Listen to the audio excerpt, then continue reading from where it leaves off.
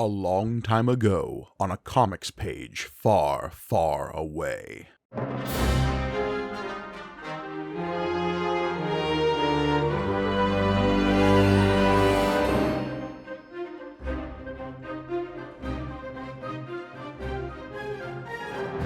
Greetings and welcome to May the Panel Be With You, the Star Wars comic book show brought to you by the Punch Up Entertainment Network. I am your humble host, Mike Argoni, and joining me, as always, the precariously placed turbine to my enormous gas giant, it's John Campbell.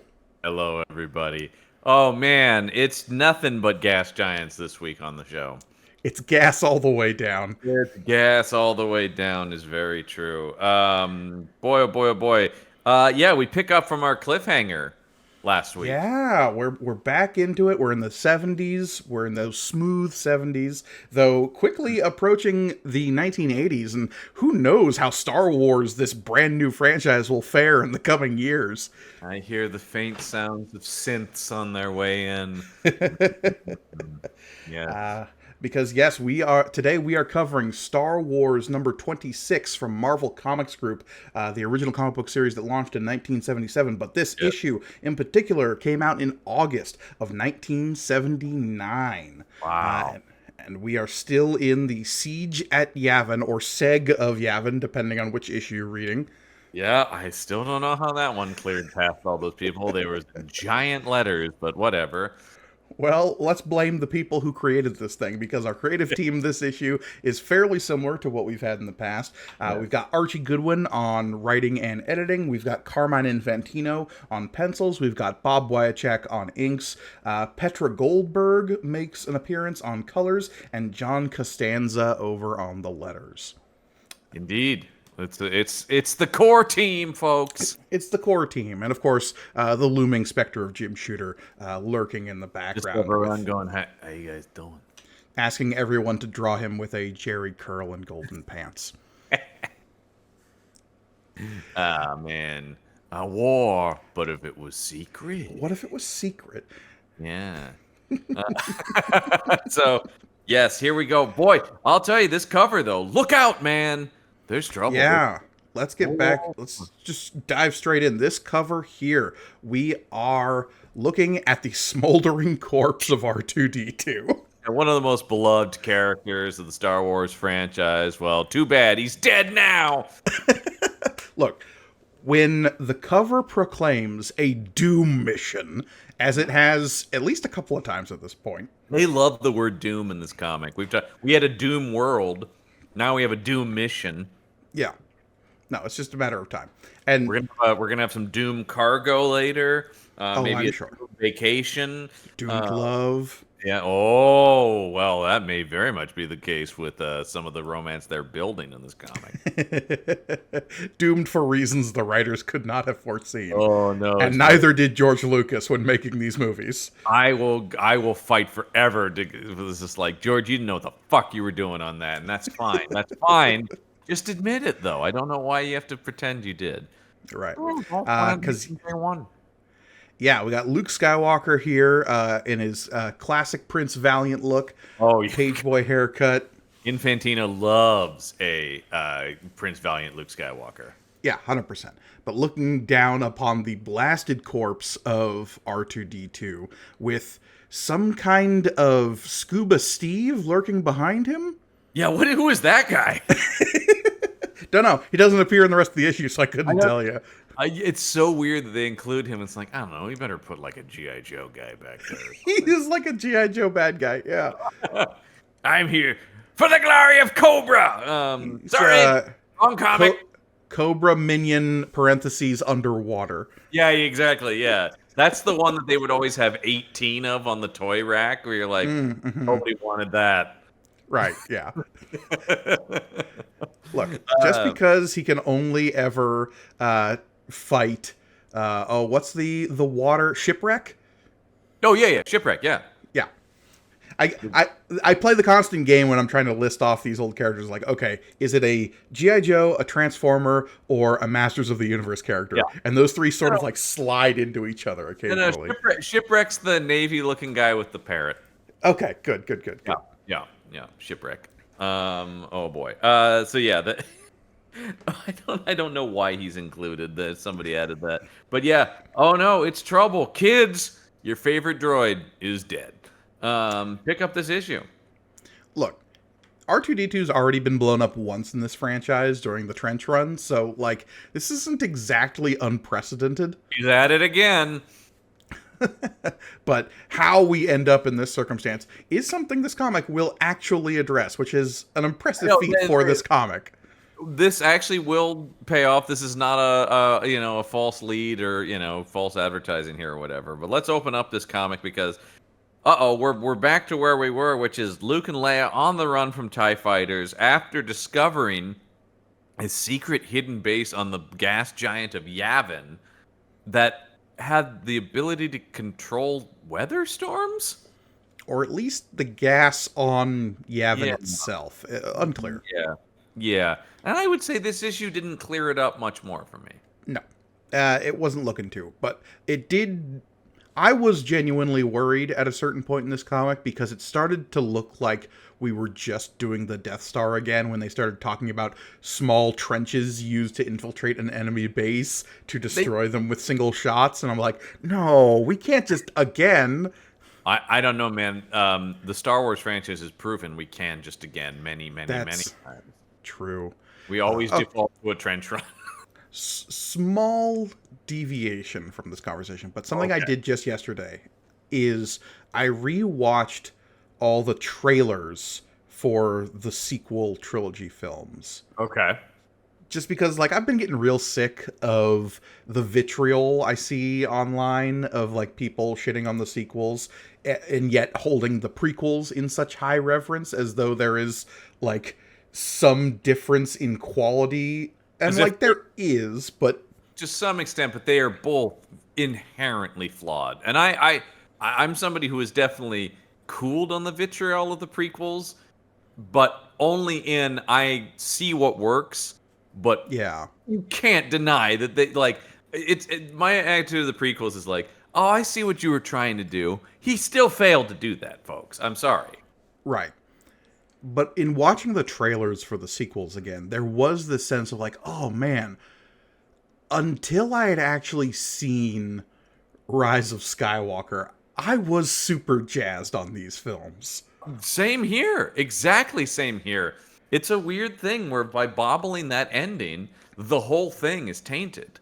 Yeah, it's so like retroactively become slightly less palatable, and that's so sad to me. It's a weird thing, yeah, because I'm like, I'm a huge Last Jedi fan in particular myself, and it's just like, but I can't watch it because I'm like, it's all set up for something that's terrible. Yeah. Well, speaking of things that are terrible, Archie Goodwin's writing here, not great, because we start with a not-so-funny thing happened to Luke, Leia, and the droids returning to the Yavin system. I think this is supposed to be a play on a funny thing happened on the way to the theater, right? Yeah, I think it is, and it's so bungled. When I opened this last night and I read that, I'm like, oh god. I think I actually did like audibly go, oh. Come on, what are you doing? Like, kids, you love that musical about the ancient Rome, right? Right? Hilarious. I bungled literary references and stage references. Yeah. Maybe don't have a place in Star Wars unless they're universally known. And also, what does that have to do with anything that's happening right now? Having, I don't know, the plot of a funny thing happened on the way to the theater, so I don't, maybe it is incredibly relevant, and I'm just a Luddite. I've seen it. It's not. Okay. Yeah. No, I don't know. It's just like that. Was it new at the time or something? I don't know. Everybody's making the references to it. Right. But here we go. They're getting blasted away in this is a weird design ship. We saw this in the last issue too. They got handed this. It's like a hodgepodge of pieces from other space movie ships and stuff. Yeah, it's got a little bit of the Blockade Runner. It's got a little bit of 2001 in here. There's a little bit of the Nostromo. Like, there's a yeah. things. Yeah, exactly. And these TIE fighters are wonky looking. Yeah, it's the wing to ball ratio is totally off. Absolutely. Absolutely it is. But hey, it's a Doom mission, and we know it's bad because Luke says at the bottom of the page here, even the Force couldn't save us now. Which is something I considered reading this issue again, and something that has become a lot more relevant due to podcast time travel. We're recording this just in the aftermath of the Ahsoka finale has premiered recently. And you've already heard us talk about it on Correct. the show because we But record these in different orders.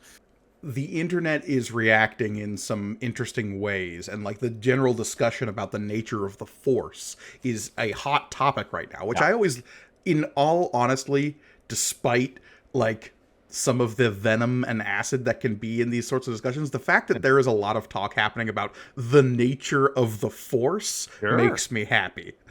Well, with any discussion of Star Wars, right? It's like you got to push aside any. It's like if somebody says SJW or shit, you just Yeah. if woke comes up, whatever, you dig through that, and then somewhere in there is an actually interesting discussion about the building blocks of Star Wars. Right. But speaking of the building blocks, at this point in our meta narrative, what the Force is a thing that lets Luke reach out with his feelings and shoot a thing good, which I find interesting. Right. Yeah. I mean, there was that. Was it in the last issue? One of the most recent issues had the thing about talking about like it's as if Luke becomes the ship, and Yeah, exactly. So it's interesting as this comic evolves.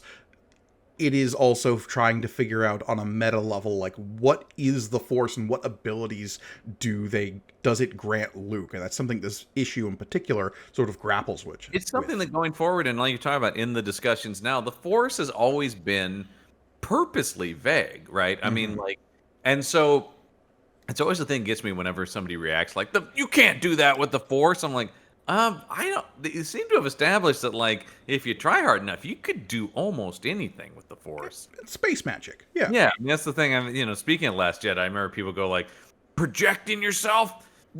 You can't do that. And you're like, yeah, but being a ghost is fine, though. I'm just saying, like, well, we've never seen anyone do that. I'm not, like I said, I'm one of those people. I'm very quick to like, let's not put a whole lot of limitations on the Force. Like, I don't think it's a hard and fast. You can do this, you can't do that. Once again, I think it's a matter of concentration, power abilities, how much you've studied and stuff like that. Right.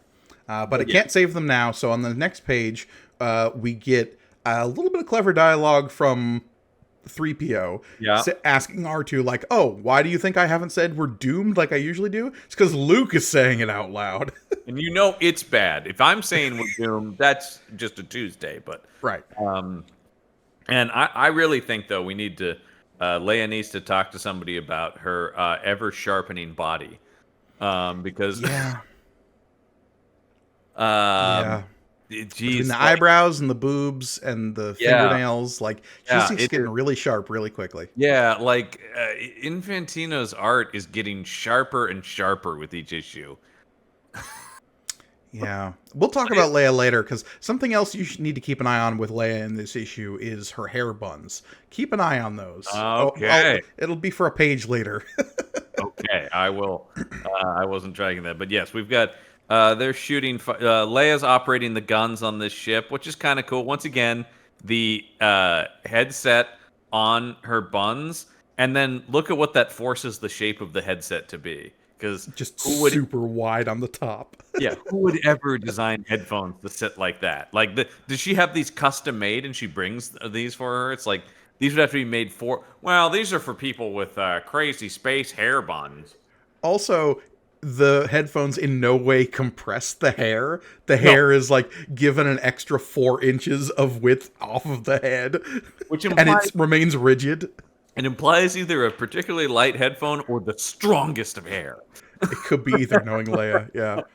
But Luke does have a line here of just like, how'd a girl from a planet with no weapons get so good with guns? Is there an answer? The answer is that, like, Alderaan isn't as peaceful as people let Oh, the galaxy assume. we know that, and actually that's something that the Obi-Wan show filled in years and years later, of course, a little bit, and particularly that Leia was maybe more action-oriented than your average Alderaan citizen. Yeah. We get a brief mention of Jorman Thode, which seems a ridiculous callback to a character that's never going to matter again, but okay. They do, and I love. Okay, so and there's of course an editor's note going that number one. I love last ish always, but I just want to bring out why is the word traded bolded in this? The dealer, because they say Jorman Thode, and then there's an asterisk saying that was the dealer in U spacecraft who traded the ship to them last ish. I got to assume that maybe there's some implication there that the fact that they gave away their older spaceship might come back to bite them in the ass. But yeah, maybe.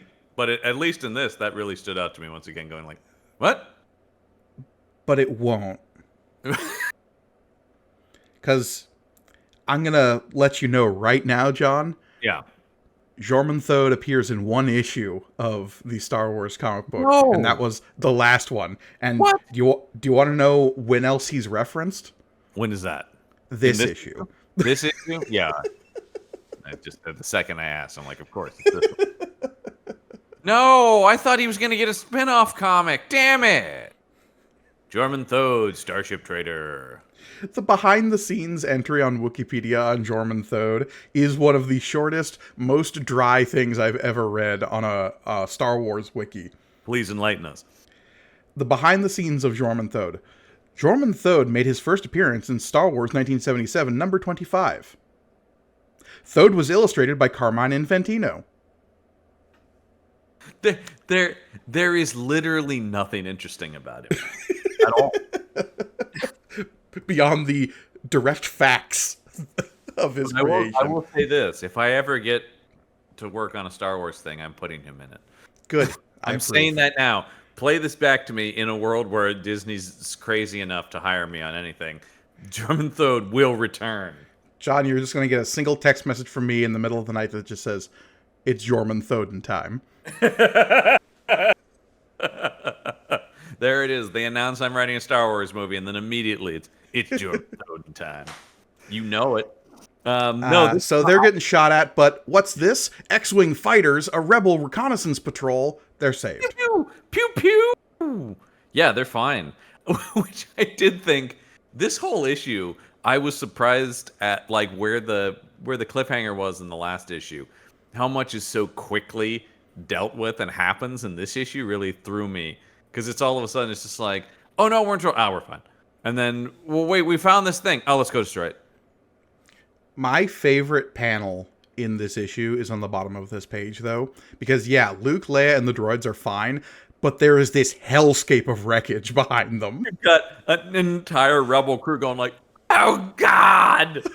Like, there's this burning, like, really Dante's Inferno-esque looking wreckage behind them as they're standing there going like, well, we got out of that one good enough, as people are rushing around trying to put out fires. It's spreading so fast! And they're just like, well, hope you guys, everything looks all right, you guys. They're not even, their backs are completely to it. Yeah. I feel like even 3PO should be more concerned. Isn't he the panicky guy? And he's just like, right. I'm sure they've got it. Meanwhile, the guy who works the power loader is like, we need to stop it before it hits the hyperfuel, or else it's gonna... No! Mother of God! Why? Why would you land this inside the base? Son of a bitch! You've done more damage to us than the Empire ever could! Anyway, let's go look at a slideshow.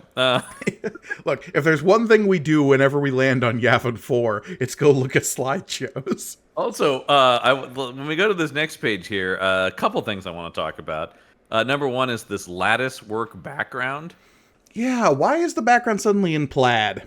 I know, that's so weird. And then two, why does General Dodonna look like Blackbeard now? Look at the eye makeup. Or did he get punched in the eye? Man, Infantino draws some good beards, but yeah, Dodonna looks decidedly younger in this issue. Because doesn't he usually have a white beard? Am I crazy? Absolute. No, he absolutely does. I always thought of him as sort of the, white-haired, wizened general. Mm-hmm.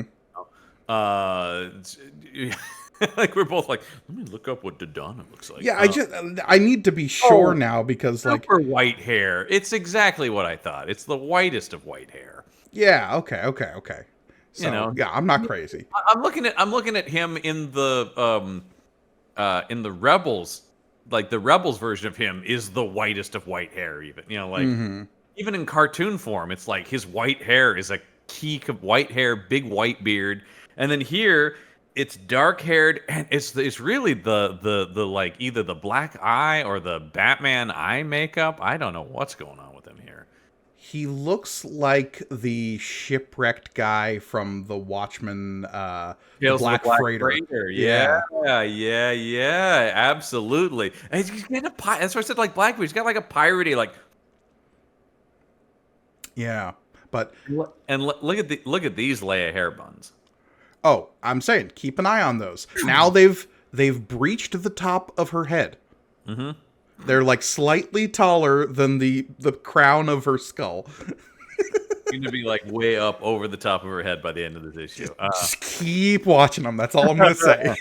So here's where they're talking about. All right, well these are the blow-ups from the photo recorder unit of my macro binoculars. That's a lot all at once there. But yeah, just like thank God we have that film developer who can enlarge this. It's a good thing my binoculars were always recording, and that was a thing they could always do. Don't worry about it. Yeah, is this the only? I don't know if macro binoculars recording in anything I've seen prior to this. No. There it is, folks. Once again, that's the House of Tag Mining Explorer. That's trouble. House of Tag, but why would they be involved unless? Unless, now I really lest we forget the Yeah. House of Tag, big imperially aligned family, named after one of the generals in the boardroom on the Death Star. Yeah. The idea that this is continued, like that was a name in the first movie. They did something in the comic books, and the fact that that has actually continued in the Star Wars comics and stuff, I will say, is impressive because you would think that would just be completely forgotten.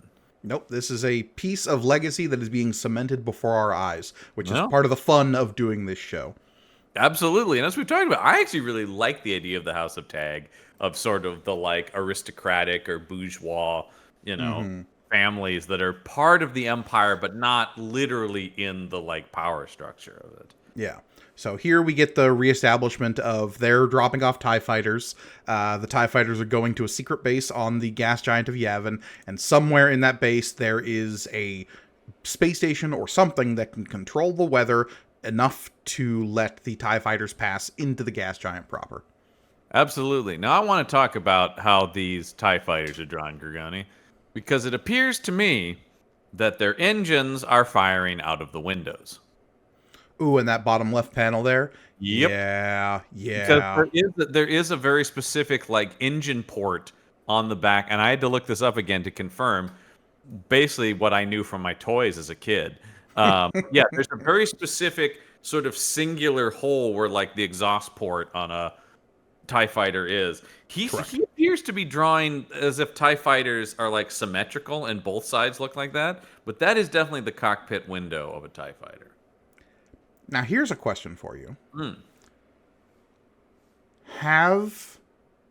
Did any of the movies ever show the back of a TIE fighter? Or did the first movie ever show the back of a TIE fighter? That's a question I'd have to look at. I Yeah. don't know is the answer. And even now, like I was looking online, and there's not a lot of even photos if you Google TIE fighters. Mostly they're coming at you.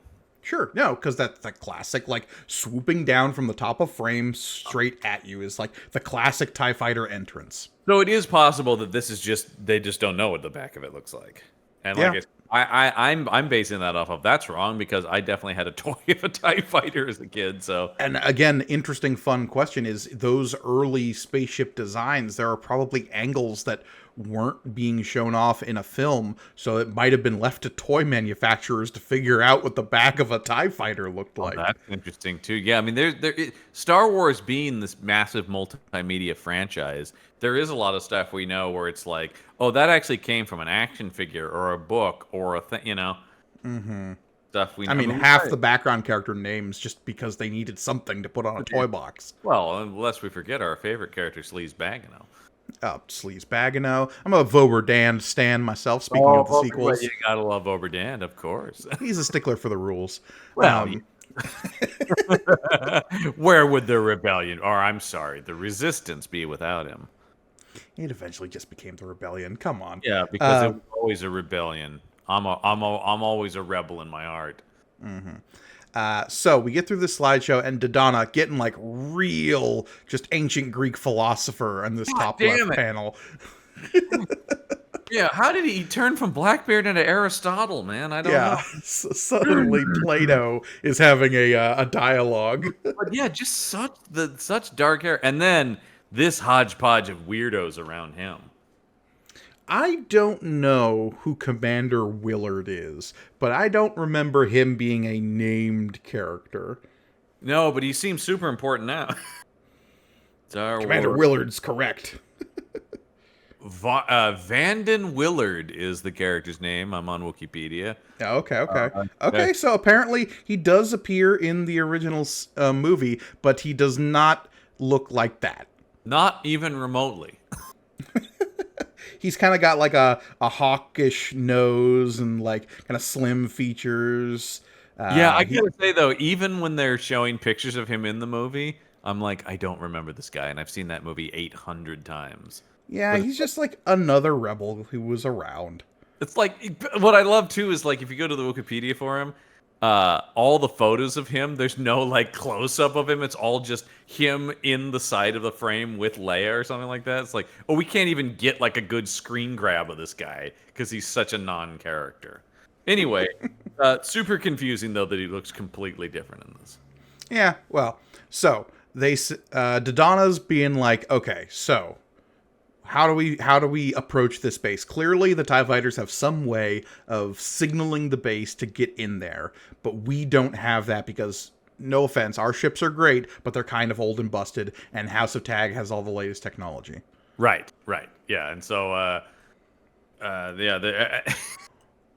damn it. And then you got to have Luke run out of there with, by the way, this ponytail? Yeah, I'm not quite sure why Luke's hair is down to the middle of his back in that middle right panel. That is odd.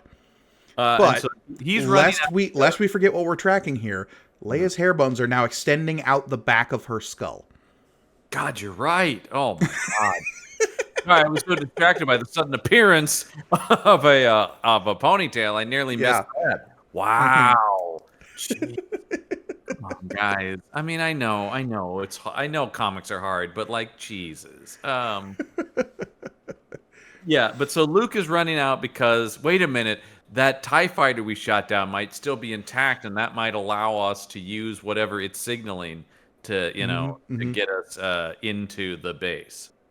So Luke is jumping into the cockpit of a Y-Wing, which is fun to see Luke flying a Y-Wing. Mm-hmm. It is. I will say a weird Luke line is, somebody get R2-D2 up in this baby's droid socket. Luke does not strike me as a guy who'd go, fire up this baby. Look, I'm going to ramble on down to Tashi Station and really schmooze and pick up some chicks, yo. Hey, honey, check out this sweet baby I drove in. Han might say it. That might be a Han Solo line. But he's like, stick together, baby.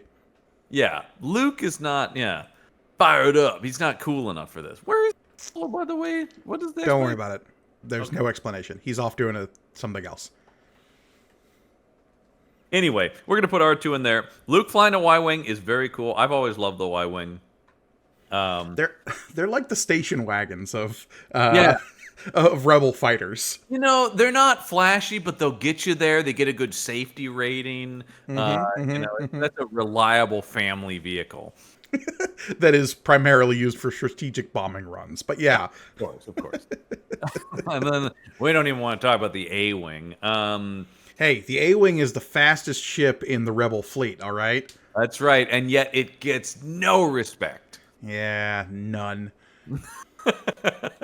That's not true. The real ship that gets no respect is the B-Wing, because it only ever appears in one movie. Yes, this is true. But there are a billion toys, of course, still. Yeah, I love the B-Wing with like how it like can kind of swivel around its cockpit. So cool. I think the B-Wing is very cool, and I think somebody should do something more with it. You hear that, makers of Star Wars?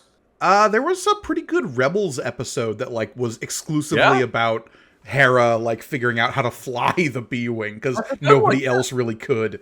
And because it's kind of a weird ship, like it's cool. Yeah, I know. I like that one.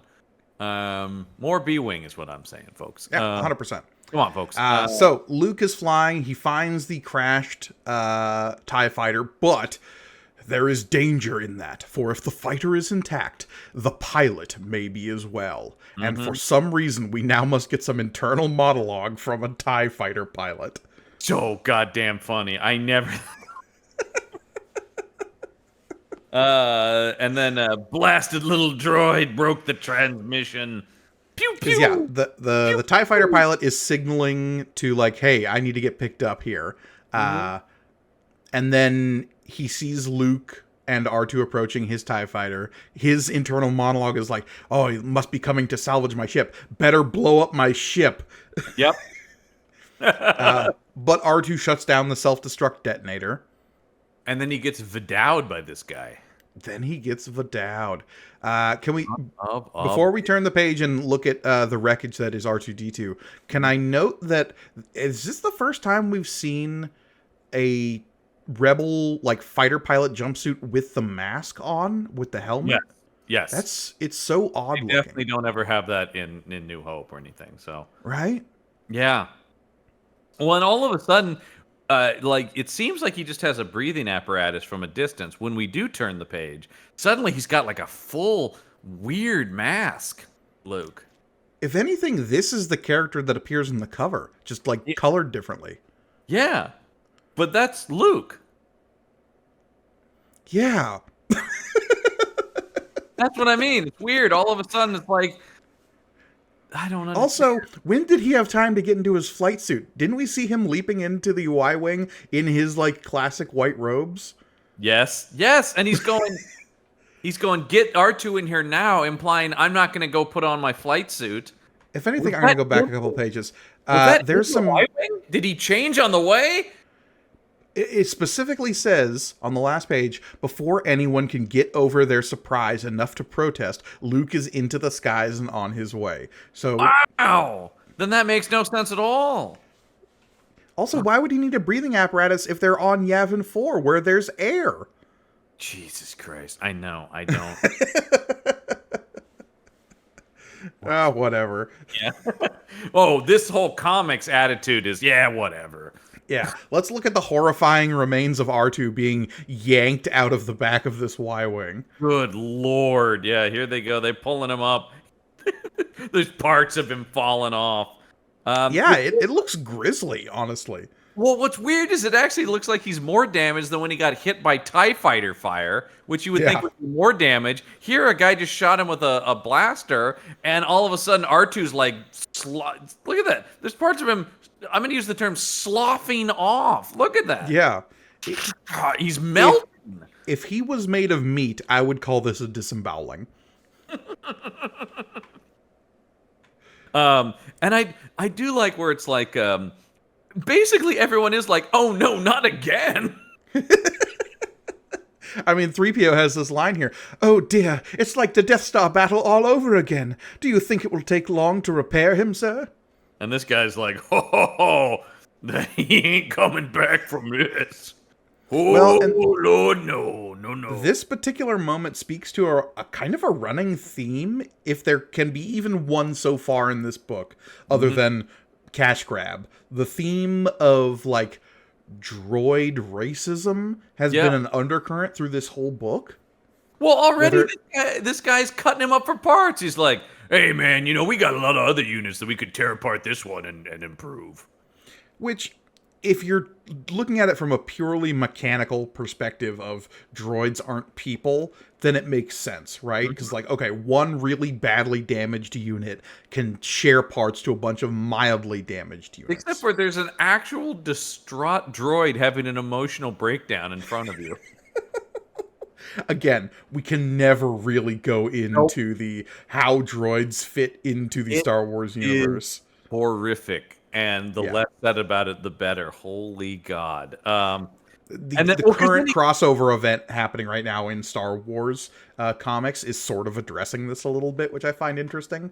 But as we've always pointed, you can only address it so much because, by the needs of the story, you can't like retroactively go like, oh wait, no, they are totally people, and then you're like, well, then some really fucked up shit happened in some of the past movies and stuff. Yeah. But I do like this where the guy's like, hey man, I know you like that little droid, and then Luke's just like, you son of a bitch. Yeah, Luke on this next trade going, don't tell me he's only a machine. Well, that was what I was about to say, but all right.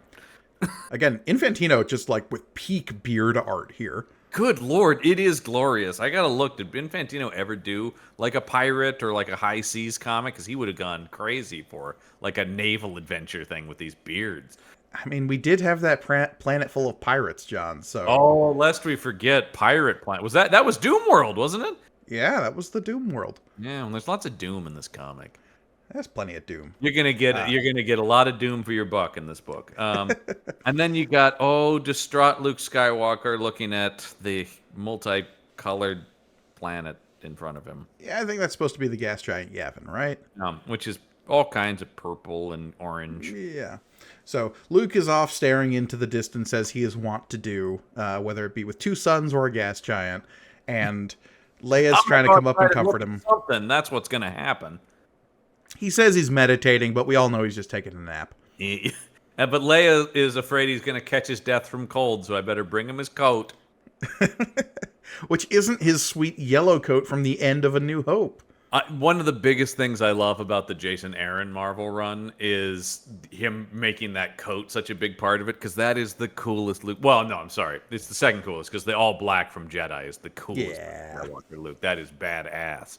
But that yellow coat rules. Right.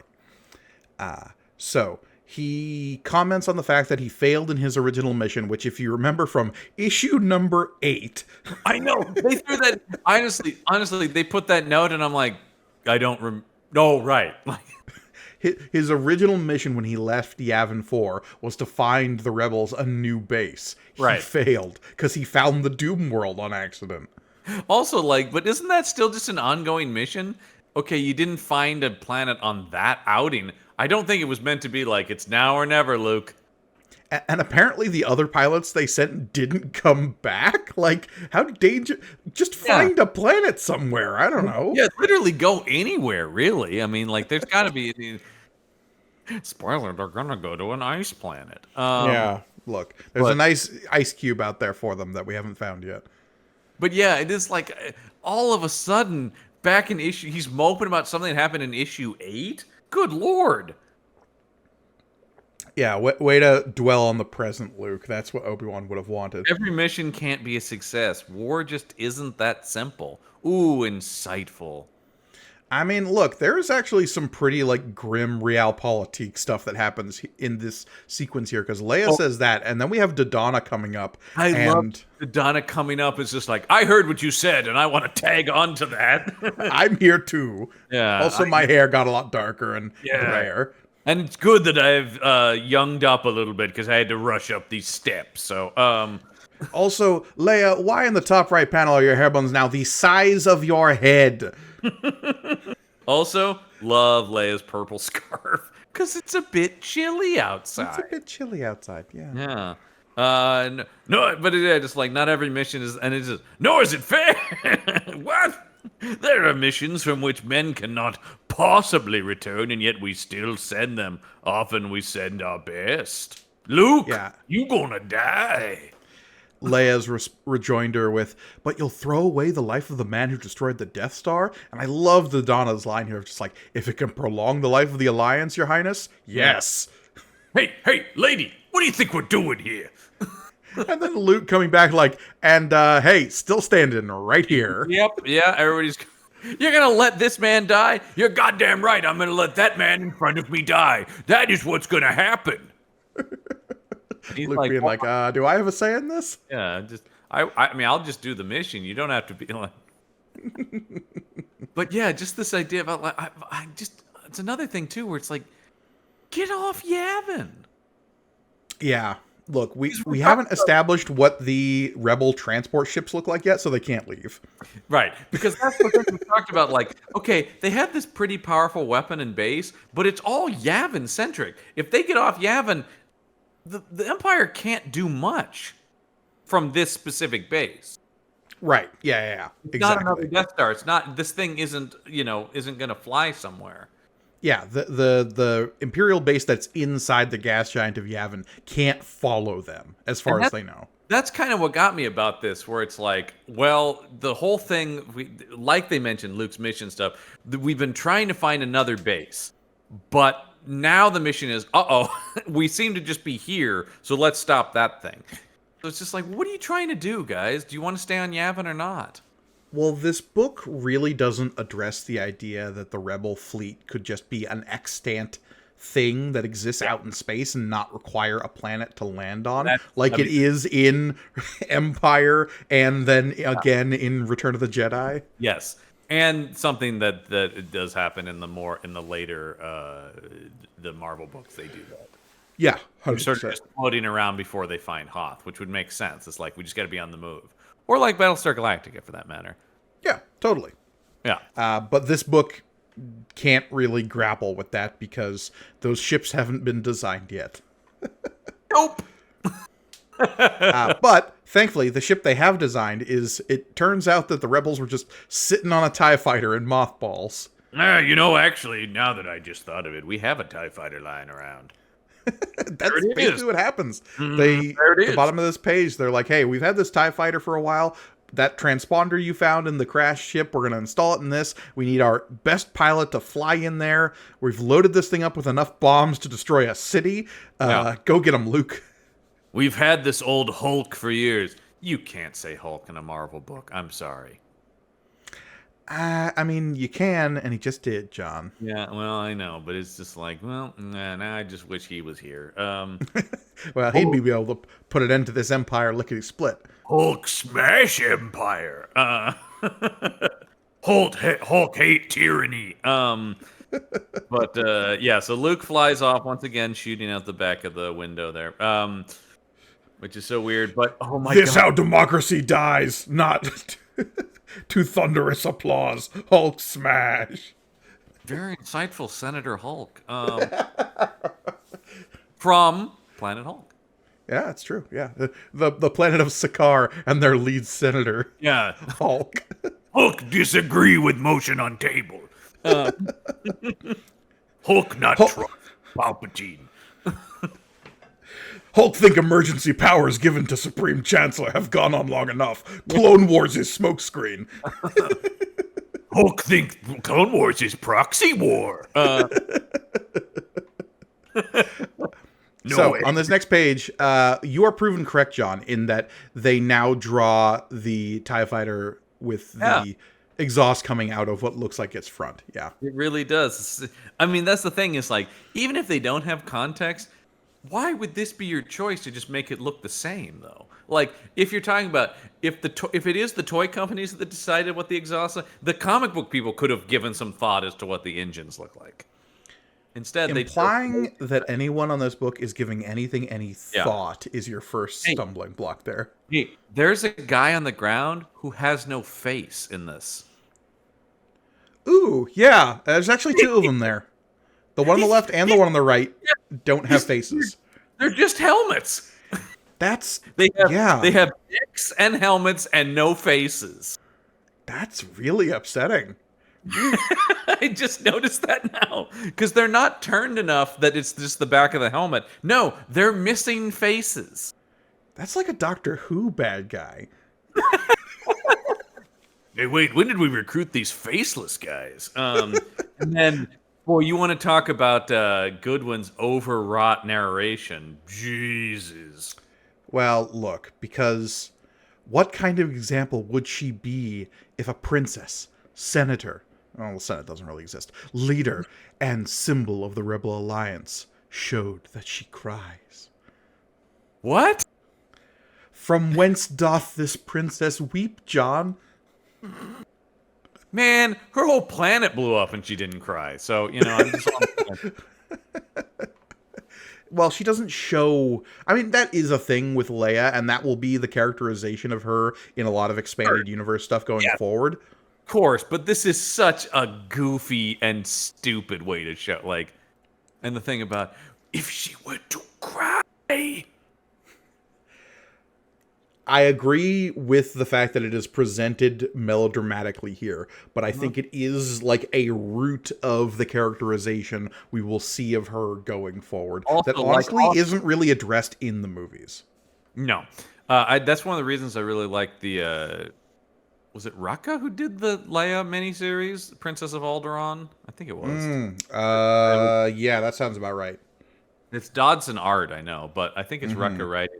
And that really gets into her emotional, coming through after the Alderaan and her having to be sort of a strong leader. But also, like any human being, she cries completely from the side of her eye. Of course. Yeah. Good Lord. All right. And meanwhile... that was Mark Waid, actually. Oh, Waid. Okay, there you go. Really good comic. I highly recommend that miniseries. Meanwhile, in other chambers, other visuals are kept. Don't like maybe that's just my own personal sense, but the two others in there really bother me. It makes it sound clunky. In other chambers, other vigils are kept. Yeah, I mean, yeah. That's just maybe that's kind of a pet peeve of mine. That's a grammar issue. I can't really help you there. Yeah, I know. I just don't like it. Yeah. Meanwhile, in another chamber, a different vigil is kept. I don't know, something like that. Anyway, it doesn't matter. Yeah. So we have basically 3PO sitting at the bedside of R2-D2. I mean, look at R2, the turned up metal of where he got shot. Once again, they are really kids love this character, and it's just like, look at him, man. He got ripped apart. To the point where 3PO, and speaking of droids with emotional turbulence, he says at the end here, I wouldn't be able to bear it if you got turned into spare parts. I know. And he's talking about, I'd give my parts to you if I could, whatever they need to take, my best friend, can't you even bleep R2? Call me a carbon-scored crybaby. Wow. Just good. Well, yeah, droids aren't people though, so it's fine. No, I mean, and I actually do like this because this is one of the most enduring relationships in Star Wars, is the friendship between these two. They are one of, I think it is maybe, yeah, it is. No, I think it is. It is the most enduring friendship because it's across all the movies, right? I believe it is literally all of them. Yes. Yeah, they are, eternal companions. Actually, that's not true. The only one that neither of them appear in is Solo. That's true. Because I love that they even sneak into Rogue One. Yeah, and that made sense because they would be in there. But they would be there. That didn't feel like, oh, they just jammed them in here. Yeah. Man, Anthony Daniels, though, I mean, I guess, once again, we've already done the review of it, but man, he even fucking sneaks into Ahsoka, man. Anthony Daniels will always get that work. There was an interview that cropped up from him recently because of his appearance in Ahsoka, where apparently he was asked to audition in Return of the Jedi. And I was like, excuse me? Yeah. I don't know, man. Do you still have it? You still got 3PO? Yeah. I think he's got it. Well, I do love the story, too, about that they were going to replace his voice, just like David Prowse, and then they were like, no, it's too good. That just must have been the real knife twist for David Prowse. Yeah. Yeah, but it was just like, No, we can't not replace this. This is perfect. Oh, the other British character actor gets to keep his voice, but I can't? Son of a bitch. Yeah. Well, I've seen those on-set footage as you have as well, and it's super weird that Darth Vader's just like, well, Princess Leia, you're a part of the Rebel Alliance and a traitor, you know? It's just like, yeah, it's a real proper Darth Vader. Speaking of proper, we've got Luke here with a lot of thoughts just thinking around in his brain. God, yeah. And also, oh, God, okay, I got to talk about some inconsistencies here. We know what an X-Wing helmet looks like, Gurgani, right? It's a helmet, and then a plastic visor slides down over the eyes. You're talking about the hair in the top right panel here, right? You got that right. Yeah. All of a sudden, it's like it's glasses. Then it goes back in the next panel, though, to being attached to the helmet as it should be. Also, it should be orange, but I'm neither here nor there on that. Sure, yeah. That I'm willing to let slide. Also, just because it's this show. He's using a joystick, and we all know that TIE fighters have the two-handle controls. Yeah, I mean, we've seen that in the first movie. Yeah, and that they do have reference for, so that is on them. Also, the cockpit is like slanted back, and there's windows to his left and to his right. Right, they're drawing. That's not what. No, they're drawing the interior of an X-wing, even though he's flying a TIE fighter. Yeah. I'm so used to talking to normal people, Gurgani, that part of me is going like, I'm sorry, but then I'm going like, no, on this show, that's a totally valid statement to make. Yeah. No, this is Infantino just being like, it's a cockpit. What is the cockpit that Luke is in? It's an X-Wing cockpit. There is no other cockpit. I am furious. Because I've always loved how weird and kind of more sinister feeling the TIE fighter is when you have characters fly it. Speaking of the sequels, to say something nice about them, I love Poe Dameron flying the TIE fighter at the beginning of Force Awakens, and it being like kind of like, oh shit, this thing's weird. Yeah. Oh, I don't quite know how to fly this thing, but he's Poe Dameron, so he can fly anything. He can fly anything. Oh man, the wasted potential of the coolest character. So we have it flying backwards into this giant swirling cotton candy anus. Yep. No other description is valid, honestly. The bottom panel of this page. Well, this gets real trippy because then let's talk about the cyclone of cotton candy on the next page. Yeah, so this is where we finally get to see the Imperial base that is generating this weather control. Yes. And I don't know, it looks like a really chonky Star Destroyer. Like, if a Star Destroyer and a whale shark had a baby. Yes. I agreed. Yeah, that's an accurate description. And yeah, everything in here is cotton candy colored because that was the cheapest ink they had. I'm not sure. I mean, this is also a time when comic books were real comic booky, you know? I mean, like that sense where everything is like, it's a comic book. We better color it as vividly as we can. But like, we know that Yavin is an orange gas giant. We've seen it drawn like that in this comic. We literally just did when Luke was looking at it, right? Like, so would orange just not have popped as much? I don't know. Yeah, I don't know. They make weird choices in this comic. Yeah, and like 70s coloring is its own rabbit hole of discussion in comic books. Of course. The coloring decisions made in the 70s and 80s in like what could be called the Bronze Age of comics is a fascinating topic to dive into in and of itself. Absolutely. And that's the thing about this is they're not digitally coloring, so I understand as well, like the control of the colors is not the same as it is now and stuff like that. Yeah. But let's talk about some crazy colors when we go to Tag here, our Cybervision friend. Yeah, because lest we forget, moored to the side of this space station is the House of Tag ship, which you'd think mooring a large spaceship just to the side of this thing, inside the turbulent winds of a gas giant, would be a terrible idea. One would think, but apparently not. Apparently it's going just fine for these guys. Because, oh God. Yeah.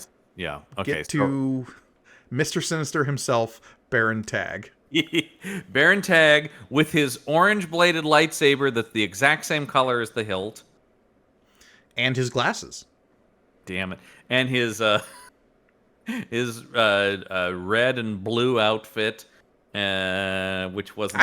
I like his look. I'm growing on it, actually. It's very Marvel Comics. It's very Marvel 100%. It doesn't fit Star Wars, but I do kind of enjoy it. He is a bad guy that Nick Fury would have fought in the 70s. 100%. This is a Steranko villain. Yeah. But yeah, they're upset. I also love him calling Darth Vader a blasted wizard. Who cursed him to a lifetime of cyber vision. So we established in the last issue that Darth Vader blinded this guy with a lightsaber. And this guy's now his whole life is about getting revenge on Vader for that. Right. And he has to use these weird spiky glasses to see, hence the cyber vision. Yeah. Cursed me to a lifetime of cyber vision. So, with that being said, why would he lift the glasses while talking to his I have no friend? idea. Must I remind you that I'm blind under here? I mean, look, those glasses don't look comfortable. I'm not surprised he would want to take them off of his face. Yeah, I know but still, it's just for the audience to go, right, blind under here, folks. Mm-hmm. All right, now we're done. And then of course they get shaken about, and his butt whums up against the side of something. I do like a good butt woman. Somebody pull that piece of audio. That's gonna be someone's ringtone now. I'm not ashamed, John. I stand by it, man. Yeah, you got to own that shit. That's the thing about it. So they get wummed right as he is swearing sweet vengeance on the cursed Dark Lord for a lifetime of cybervision. Cybervision!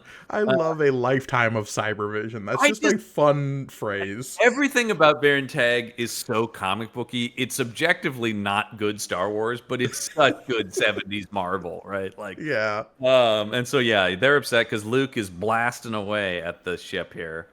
Yeah, Luke Skywalker has just put one of his proton charges into the turbine station's TIE fighter hangar. Luke's blowing the hell out of this place. Hell yeah, man. And look at you go to the next page and there's a lot of, on this page, there's a lot of exploding and he's blowing stuff up and he's telling us, this is great, man. But if he gets too much into the gas giant, he has to maintain visual contact, right? Because none of the sensors are working. So he's got to keep an eye line on whatever he's attacking. Right, and once he's off in the gas, there's basically no guarantee he'd ever find his way out because of his sensors not working and basically visuals being nothing. Right. So, but, he's Luke Skywalker, though. Yeah, he blows. I love the art on this next page and this big top panel when he blows up the trench thing. Very cool, and I love the turbine, I should say. The force of the explosion, scorching the wings on the TIE fighter. Yeah, it's really cool. Very cool, because that's what's going to turn him in here.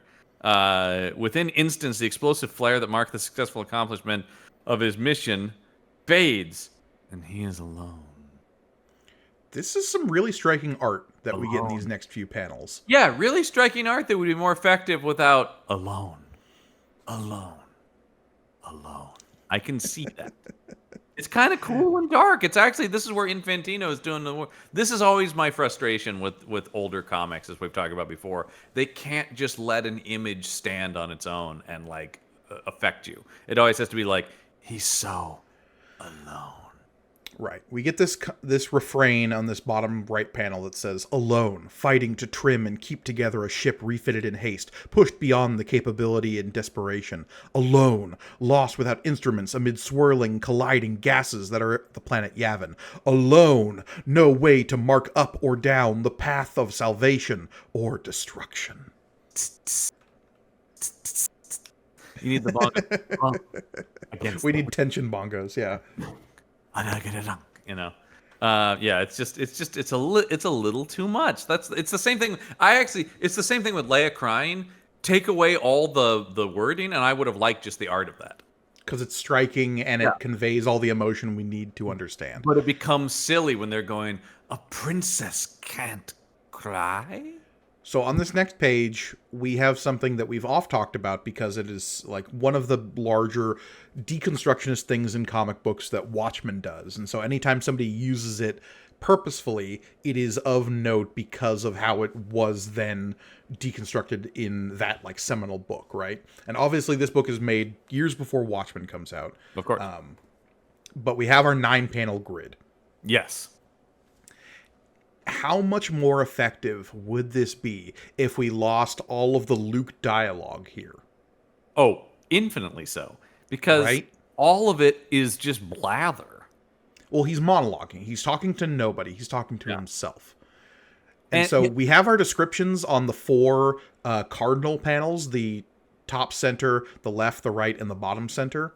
Mm-hmm. And those are describing like how he's tumbling through this gas giant. He has no sense of direction, no sense of how to get out. Right. And it's kind of berating him in that like angry Claremontian style that can be really effective when the narrator is like yelling at the characters in the book, being like, "You fools, how dumb have you been to find yourself in this situation?" Claremont is one of the only guys that I pull back that criticism of the narration because, number one, I think he's a better writer than a lot, most of the time, yeah. For the most part, just as a writer of prose than a lot of the other comic book writers, and it is creating a style. There is an approach to there's the reason it's Claremontian prose, right? And I do feel like it's kind of a thing where, because I mean, we're in peak, it's at the beginning, but we're definitely at like Claremont's X-Men is crazy popular at this point. Sure, yeah. And I do think it's one of those things where it's like we see this a lot, where it's like, oh, I want to do that too, and it's like, yeah, but you're not actually looking at what he's doing, like to a certain extent, right? I think that's sort of there's a bunch of people who, once Claremont comes along, try to do Claremont without really understanding what works about Claremont, and we've seen that. I mean, that's across the board and all this stuff. Pull out, you fool! Every conscious thought screams, pull out or die in the hard, frozen center of Yavin. Too much. I think it would be effective, and you could keep the writing the same if we lost all of Luke's monologue to himself about being able to connect with the Force. Well, if it was all just implied. Yeah, and that's all information. It's just restating stuff we know about Luke as a character. It's not telling us anything new about him. It's all stuff I would assume he was thinking. In fact, he was already talking about meditating earlier, and so, Right, exactly. If you've been reading this for the last few issues, he's been trying to like reach out with the Force and stuff like that. It's not. If you've been reading this for the last few pages, you know that. And here he goes again, going, "I believe in myself." Yeah. And then we cut to the exuberant him flying out of the gas giant, having somehow connected with the Force enough to get out of that situation. Right corner panel here. Look at how much writing is in that panel. It's too much. That's crazy. Yeah. God. All right. But the whole thing here is he's not the only one who escaped the gas giant because, right on his tail, it's Baron Tag. How did he get out? Pissed. What's the thing here about, they say something about like, they just say that they followed Luke. They basically just go like, well, we just did what he did. Okay. Yeah. Except you have a completely different ship that wouldn't function in any way. Whatever, man. How did they keep visuals on a single TIE fighter in the admittedly impossible to navigate gases of Yavin? They were talking about how Luke was unable to track them, and they're now able to track him out of the... Oh, God. And they've got better technology. It's the House of Tag ship. Hey, man, he used his cyber vision. He used his cyber vision. Yeah, you answered it, John. Oh, it's bad. There's good... Once again, that's the problem with this comic. It's like there are good ideas in here, but they're just not taking the time to actually, like, think them out. So, but Baron Tag is alive and kicking. He will be our ongoing villain and antagonist for a while now. But yeah, Baron Tag is still very much alive, despite everyone's best efforts. And pissed. And pissed. Yeah, he's pulling a full Kylo Ren here as he just starts smashing consoles with his lightsaber. I love that Shanks, his right hand man Shanks is like, that's ironic. This Skywalker actually saved us, and Shanks and Tag is just like, oh, shut up. And the only reason they know Luke Skywalker's name is because the House of Tag ship intercepts Luke's communication back to Yavin base, in which apparently he monologues enough to say his own name. Yeah. He did the impossible, Shanks, and ruined my chances of showing up Darth Vader in the process. Someday I'll learn his secret, then do to Luke Skywalker worse than the Sith Lord did to me. So now Baron Tag is out for Darth Vader and Luke Skywalker. So he just wants the whole family tree chopped down. Yeah, but we've got trouble because next issue, the attempt to restore R2-D2 may be doomed by the return of the Hunter. John, do you know who this Hunter is? Craven? No, I'm assuming it's our friend. Oh God, what's our cyborg friend's name? Valance. Valance is going to be back next issue. Valance, of course. Oh, are we going to get some answers about his weird droid racism? Oh man, we talked about a little bit of droid racism, but if Valance is coming back, that guy hates droids and anyone who would be friends with droids. I mean, his main issue with Luke Skywalker is less about destroying the Death Star and more about that he did it with his droid friends. And look, if that does not come to a head next issue, I'm not saying it's going to be good, but it's going to be interesting. Oh, yeah, I can't wait, man. I've been waiting for him to come back. He is my favorite creation of this Star Wars comic for sure. And yeah, now we're going to get him from Infantino, and you'd best bet that he is going to be sharp as hell. Yeah, I know. The last time we saw him when he did his big reveal of his cyborg face, and he looked like a Judge Dredd villain, and it was so cool. I don't think Infantino's going to lean into that as much, something tells me, but yes, you'd be right. No, it's just like Infantino is so, I mean, at this point he's a legend from like DC Silver Age, so he's still carrying that stuff in, and the Valance look and like the stuff that like the British guys are doing in 2000 AD is firmly the opposite of Infantino. Right. Yeah, Infantino is absolutely the old guard here. But yeah, that ends the Seg of Yavin for now. It wasn't much of a seg, I must say. No, as far as segs go, it was pretty lackluster, honestly. Indeed, yes. But the siege is broken, and they need to get out of here. But we don't get any resolution where that's concerned, because we just literally end on Baron Tag throwing a hissy fit, and then the return of the Hunter is declared. I know. I was kind of struck by that. It's like, oh, it's not going to continue to be Tag. Okay, we're just going to get back to the previous. Okay, all right, sure, yeah, whatever. Look, Tag's going to stick around. He is going to be an ongoing threat. I should hope so. Yeah. You've made a powerful enemy today, Luke Skywalker. And we'll never see each other again. Yeah, that's right. And he's going to do worse than just blind him, apparently. So, well, it might chop off a hand or something. That's pretty bad. I would love it so much if they did that and then had to like back up because of him. No, they can't. No, of course they can't. So yeah. This wraps up issue number 26. We'll be back next week with issue number 27 and the return of Valance the Hunter. Yes. But in the meantime, you can always support everything we do here at Punch Up Entertainment and at May the Panel Be With You by checking out our Podbean patron page. That's patron.podbean.com/punchup. Did I get that right? That's exactly right. There you can get cool exclusive bonus content from this show and all the shows on our Punch Up Network, including Campbell and Jones Meet the Monsters, Material Components, and the Action Shelf. So be sure you head over to that.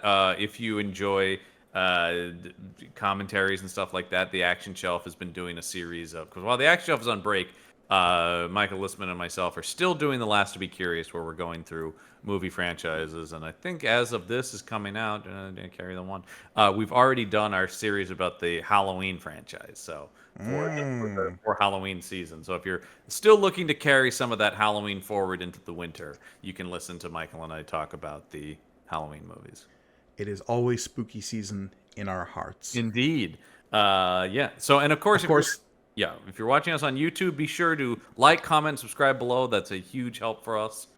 Yeah, and if you're just listening to us on podcast form, please come check us out on YouTube. I think it's the optimal way to experience the show because you can read the comic along with us as we comment on Luke's suddenly emerging and disappearing ponytail, Leia's increasingly large hair buns, and the ridiculous 70s art that we have been having to commentate on. Absolutely. So check all that out. But I think that's going to wrap things up this week, Ergoni. Yes, indeed, because as always, I have been Mike Gargoni. I'm John Campbell. And may the panel be with you.